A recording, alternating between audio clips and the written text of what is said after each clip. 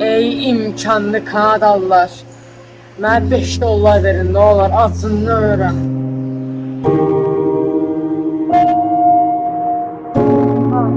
Burada niyedirlər?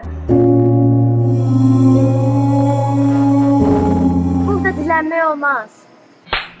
Ne üçün? Dilənmək istəyirsən, get o tərəfdə dilən. Amma gitardan varsa burada çala bilərsən.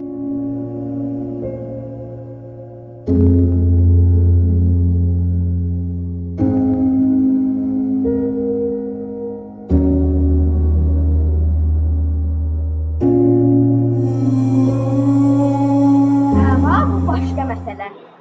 Hə, daha yecə işinə məşğul, qoy dilən. 5 dollar istəyirəm də, diyan dala. Hə, ay, nə deyirsən də, hə? Ay imkanlı kanadallar, acını öyrən, 5 dollar verin, 5 dollar, 5 dollar, 5 dollar, 5 dollar, ana git.